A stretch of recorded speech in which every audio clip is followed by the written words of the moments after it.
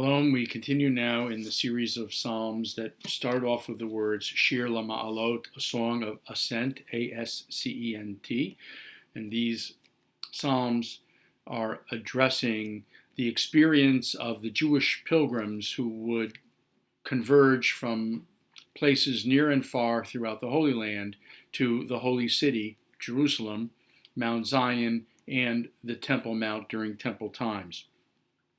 These also have a flavor of hope for the restoration of the Jewish Commonwealth, the rebuilding of the temple that had been destroyed in 586 before the Common Era by the Babylonians. And so they have a kind of a messianic flavor to them, not only reflecting on the glories of the past, but hoping for the promise of a bright and happy future. Indeed, the main theme of this particular Psalm 128 is really the theme of happiness. So I'll read it for you now. A song of ascents. Happy are all who fear the Lord, who follow his ways. You shall enjoy the fruit of your labors. You shall be happy, and you shall prosper. Your wife shall be like a fruitful vine within your house, your sons like olive saplings around your table. So shall the man who fears the Lord be blessed. May the Lord bless you from Zion. May you share the prosperity of Jerusalem all the days of your life, and live to see your children's children. May all be well with Israel. The psalm ends with the phrase Shalom al Yisrael, the same ending that Psalm 125 concluded with, Shalom al Yisrael, may it be well with Israel.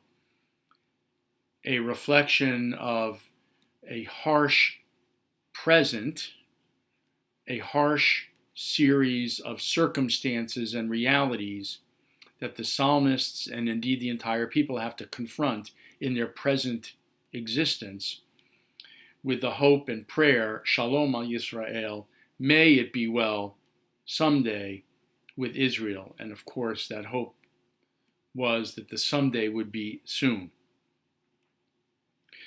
The psalmist brings out in Psalm 128 also the promise of progeny. You recall that in the book of Genesis, God issued to Abraham, the patriarch, an unconditional promise and covenant of land and seed, meaning that the Jewish people would inherit the land, the Holy Land, the land of Israel, and that their seed, their progeny, would be as numerous as the stars in the sky and the sand on the beach. And so in this psalm, we have, again, a reflection of this promise of seed. Your wife shall be like a fruitful vine, and so on. Obviously, this psalm is directed to males, and because the male-oriented and dominated atmosphere of society at that time would condition the psalmist to address his words and his poetry and song to men. And that is obvious by the fact that he says, your wife shall be a fruitful vine, and so on. So shall the man who fears the Lord be blessed. In today's day and age, of course, we would, in the spirit of egalitarianism, understand this to apply to all people, that fertility is something not only confined or limited to the female, but also to the male. We're not sure if the Bible, in fact, it's not clear or maybe even doubtful whether the Bible had any understanding of the issue of male fertility. There was a common thread of female barrenness in the Bible. Sarah, Rebecca, Rachel, later on Hannah in the book of Samuel, women who were unable to conceive children until God somehow miraculously intervened. The prospect of the infertility or the inability to conceive children being related to or caused by their husbands is not addressed, as far as I know, in the Bible. Nevertheless, the psalmist is hoping and dreaming for a day when all Israel will be fertile and will increase and multiply, where the person who fears the Lord will be blessed and will live to see his grandchildren, namely his children's children. Again, this is like a messianic dream. You know, sometimes when we dream at night, we experience nightmarish kinds of dreams from the dark places of our subconscious mind and soul. But sometimes we have happy dreams, dreams filled with joy and with the experience of having our plate completely filled, all of our good fortune enjoyed, and we wake up and we swiftly realize that it was only a dream, and now we need to go out and face what can be the drudgeries and difficulties of the day ahead and of normative existence. But the psalmist puts that aside and imagines the time when life will be filled with joy, when the progeny of Israel, of the Jewish people, will be numerous, when all will be well with Israel, and when everyone will be happy. And so I once again brought my trusty guitar, and I'd like to sing a very popular melody that is often sung attached to the verse, "May the Lord bless you from Zion.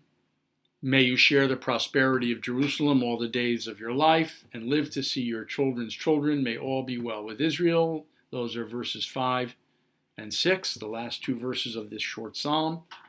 And I'd like to sing it for you now. Yevarechecha Hashem mitzion, Ure b'tuv Yerushalayim. Yevarechecha Hashem mitzion, Kol yemei chayecha. Urevanim levanecha, Shalom al Yisrael. Urevanim levanecha, Shalom al Yisrael. Urevanim levanecha, Shalom al Yisrael. Urevanim levanecha, Shalom al Yisrael. Yivrechecha Hashem mitzion, Ure b'tuv Yerushalayim. Yivrechecha Hashem mitzion, Kol yemei chayecha.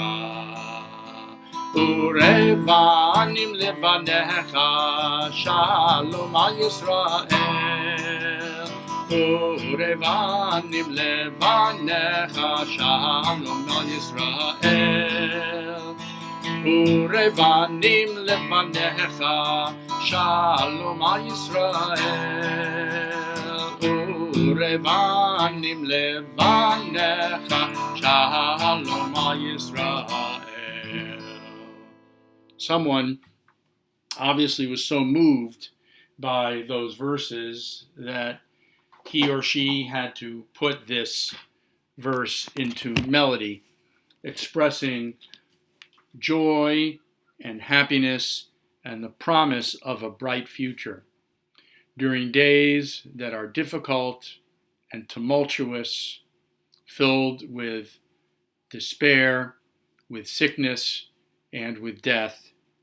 It is so important to remember that bright days can certainly and will indeed emerge from all of this. And not only that, but that we can find light and brightness not only in the promise of a distant or maybe even a near future, but in the reality of day-to-day existence. My prayer and hope is that you will find a measure of joy and happiness, fulfillment and peace this very day. Thank you.